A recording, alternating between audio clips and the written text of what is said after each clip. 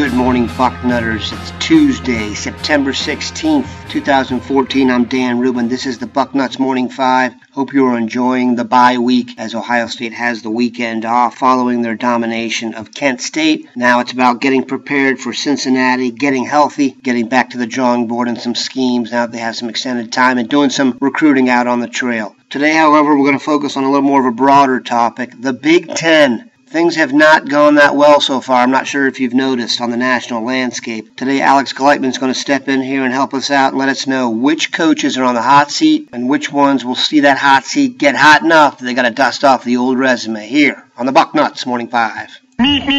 Alex Gleitman here, Bucknuts Morning 5, to talk a little bit about the Big Ten coach landscape and who's on the hot seat and who's not. There was a thread on the front row message board. You could check it out, talking about the fate of some of the Big Ten coaches.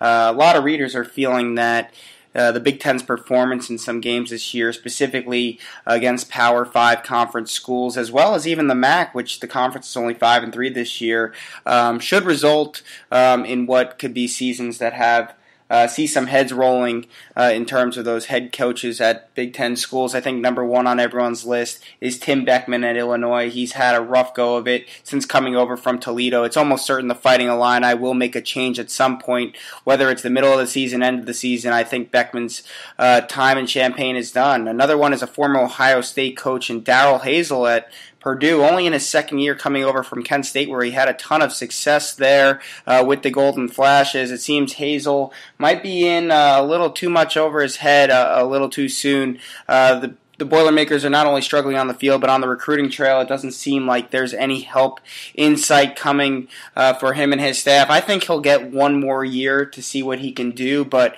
I think Hazel's certainly on the hot seat.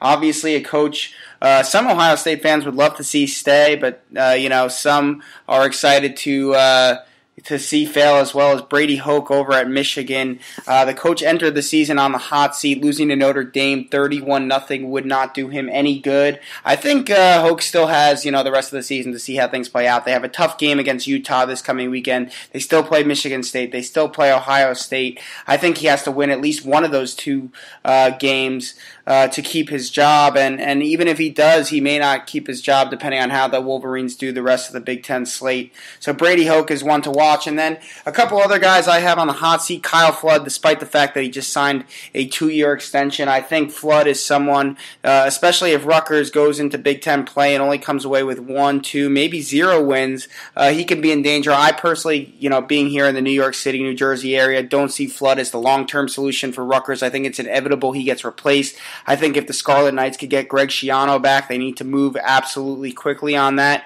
at the end of the season, and I think that would be a good move for them, but they absolutely need to bring someone in who can recruit the area, as New Jersey has a lot of talent, and James Franklin is reaping most of the benefits of that, as is Brian Kelly at Notre Dame right now. Another coach I see on the hot seat is Bo Pelini at Nebraska. I mean, how many years can you have 8 wins? If this isn't the year Nebraska gets over the hump, I don't know what is. They're in the Big Ten West. They don't play Ohio State. They're not in the same division as Michigan, Michigan State, Penn State. I mean, they're going up against Wisconsin and Iowa there and Minnesota for that division, and there's no reason Nebraska can't win it this year. So to me, Bo Pelini's on the hot seat. You can't accept mediocrity too long, and that's really it. I think the other coaches at least have one more year, if not more than that. Obviously, there's certain coaches safe, such as Urban Meyer, Gary Anderson, James Franklin, and Mark D'Antonio, but the rest of the coaches in the Big Ten really need to step their game up, especially on the recruiting trail, where those 4 I mentioned that are absolutely safe have done a nice job for their programs.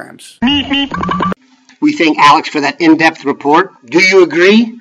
Get in the thread here and let us know what Big Ten coaches will make it, what Big Ten coaches will be dusting off the resumes and lining up for coordinator jobs elsewhere, or maybe a step down as a head coach. Make sure to keep it locked into Bucknuts all day. It is a bye week, but that doesn't mean it's time for rest. Here, Bucknuts, we've got you covered. Lock it in. We'll see you in the front row.